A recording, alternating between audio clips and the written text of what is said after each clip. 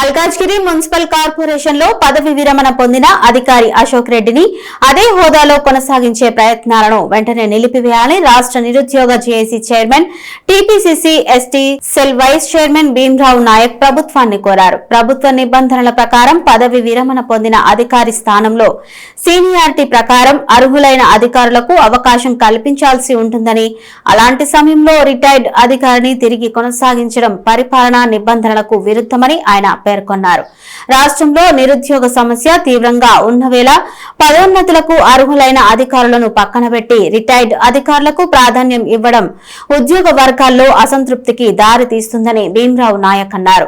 Ashok Reddy pump operator స్థాయి నుంచి ఉన్నత హోదాలకు చేరుకున్న క్రమంలో జరిగిన పదోన్నతులు, ఆయన సమర్పించిన విద్యార్హత సర్టిఫికెట్ల ప్రామాణికతపై అనుమానాలు ఉన్నాయని ఆరోపించారు. అలాగే ఆయన పదవీ కాలంలో జరిగినట్లు ఆరోపణలు ఉన్న అవినీతి అక్రమాలపై ప్రభుత్వం సమగ్ర విచారణ చేపట్టాలని డిమాండ్ చేశారు.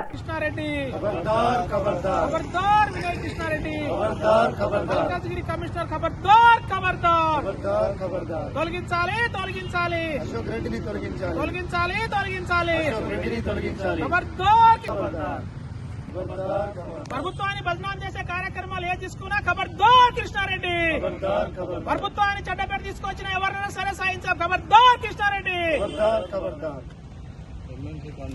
భీమరావు నాయక్ నిరుద్యోగ విద్యార్థి JAC chairman, TSPSC ST cell vice chairman ఒక విషయాన్ని వరుస కథనాల ద్వారా రాష్ట్ర ప్రభుత్వం పైన బురద జల్లే కార్యక్రమాలు జరుగుతూ ఉన్నది. వాటన్నిటికీ నిర్వీర్యం చేయడం కోసము ఎంఎంసీ మల్కాజ్గిరి కమిషనర్ గా తీసుకున్నటువంటి నిర్ణయాన్ని విరుద్ధంగా ఇలా ప్రభుత్వానికి విరుద్ధంగా ఉంది కాబట్టి ఆ నిర్ణయాన్ని మానుకోవాలని చెప్పేసి మేము హెచ్చరిస్తా ఉన్నాం.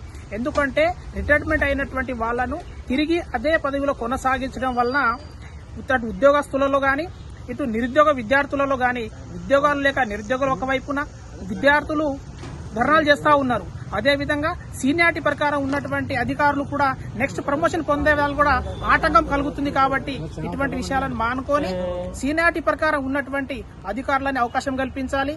మరియు నిరుద్యోగులకు న్యాయం జరిగే విధంగా నోటిఫికేషన్ వేసి కింద స్థాయి నుంచి ఉద్యోగస్తులను భర్తీ చేయాలని చెప్పేసి మేము డిమాండ్ చేస్తా ఉన్నాము.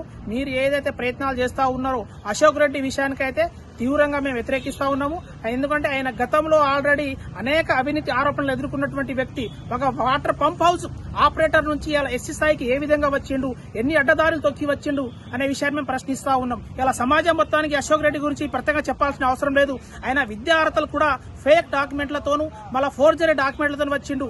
తక్షణమే ఆయన మీద దాదాపు 26 ఆర్టీఐలు ఉన్నాయి. వాటిని కూడా క్లియర్ చేయలేకపోతుంది. కాబట్టి అశోక్ రెడ్డిని ఆ స్థానంలో కొనసాగిస్తే ఖచ్చితంగా ఇలా రేవంత్ రెడ్డి సర్కారు చెడ్డ పేరు వస్తుంది. కాబట్టి అటువంటి చర్యలు మాత్రం కృష్ణారెడ్డి గారు తీసుకుంటే మాత్రం ఖచ్చితంగా దీనికి మేము ప్రభుత్వ దృష్టికి తీసుకెళ్లి మీ సంగతి కూడా చూస్తామని హెచ్చరిస్తా ఉన్నాం.